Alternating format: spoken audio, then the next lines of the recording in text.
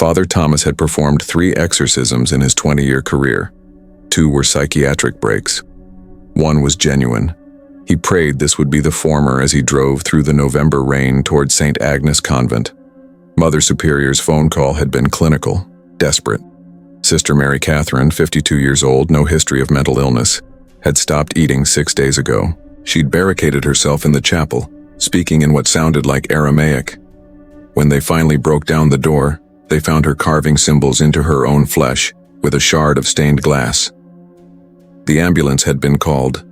The paramedics refused to transport her. She knew my daughter's name. One had told Mother Superior, his face ashen, my daughter who died in childbirth. She described the hospital room, details I never told anyone. Father Thomas found Sister Mary in the convent's stone basement, strapped to a bed frame the nuns had carried down. The smell hit him first. Urine, sweat, and something else. Something like burning copper. Medical restraints held her wrists and ankles. Her graying hair hung in matted clumps. Vomit stained her torn habit. But her eyes were clear. Terribly, impossibly clear.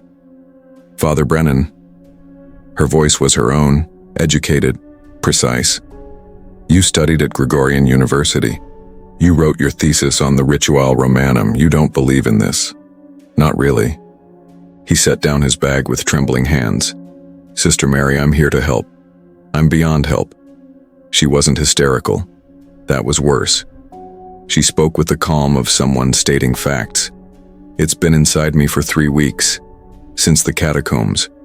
I touched a bone, Father, just one bone, a child's femur buried in a wall, and I felt everything. What did you feel? Her face contorted, not with possession, but with grief. His fear? Antonio, 7 years old, walled up alive in 1348 during the plague. They thought sacrifice would stop God's wrath. I felt his lungs burning, his fingernails breaking against stone. 47 hours it took him to die. Father Thomas pulled out his stole, his ritual book. Standard procedure. Follow the rite. We need to begin. It's not a demon, Father.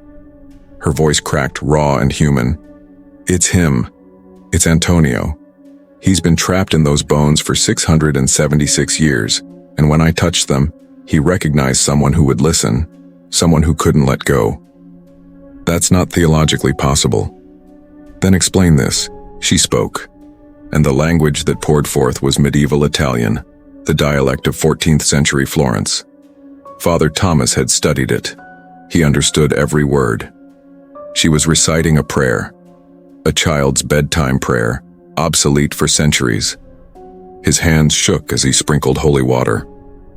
Sister Mary didn't react. The water simply soaked into her habit.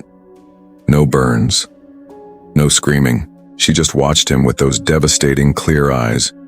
You can't cast out suffering, Father, only witness it. Her voice dropped to a whisper. He won't leave, and I won't abandon him. He's been alone for so long, so terribly long. Mother Superior gripped Father Thomas's arm.